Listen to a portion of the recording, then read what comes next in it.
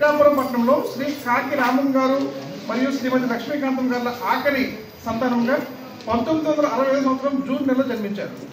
కాకినాడ నగరంలో ప్రాథమిక విద్యను, హై స్కూల్ విద్యను మరియు గవర్నమెంట్ ఐటీఐ నందు సాంకేతిక విద్యను అభ్యసించారు.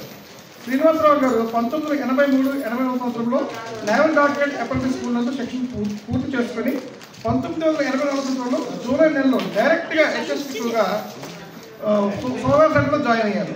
అప్పటి నుండి పెట్రోల్ షిప్లను, సబ్మెరీన్లను మరియు లార్జ్ క్లాస్ షిప్లను అన్ని సోలార్ సిస్టమ్లందు పనిచేశారు. సబ్మెరీన్ రిపీట్ షిప్లో తన నైపుణ్యం ప్రదర్శించి పని దిగ్విజయంగా పూర్తి చేయడం ఎంతో కృషి చేశారు. ముఖ్యంగా ఫాక్స్ట్రాట్ సబ్మెరీన్లో MG-10M, MG-200 సిస్టమ్లందు చక్కగా పనిచేశారు. శ్రీనివాసరావు గారు ఉషస్ సిస్టమ్కు సంబంధించి కొచ్చి మరియు బెంగళూరులో ట్రైనింగ్కి వెళ్ళారు.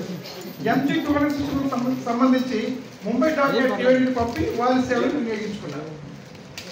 అదేవిధంగా 2 సార్లు అనగా 2004 సంవత్సరంలో ఉషస్, 2019 సంవత్సరంలో ఉషస్-2 సిస్టమ్ మీద పని చేయడానికి రష్యాకు పంపి అతని నైపుణ్యం వినియోగించుకున్నారు.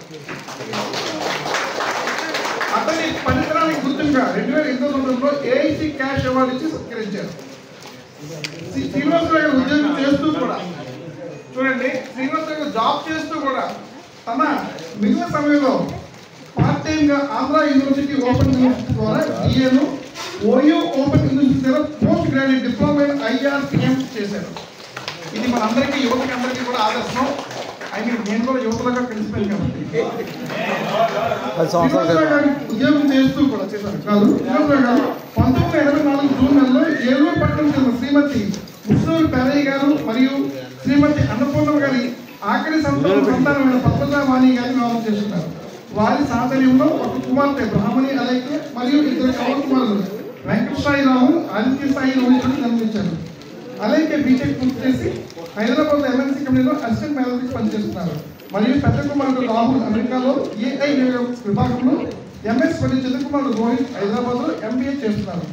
శ్రీనివాసరావు గారు తోటి కార్మికులతో ఎంతో సదరిగా సరదాగా ఉండి ఏ పనినైనా చాలా డెడికేటెడ్గా, అలాగే ఎంత కష్టమైన పనినైనా చాకచక్యంగా తన ప్రావీణ్యతతో పూర్తి చేసేవారు. అతని 47 సంవత్సరాల సుదీర్ఘ ఉద్యోగ ధర్మాన్ని సక్రమంగా నిర్వర్తించారు.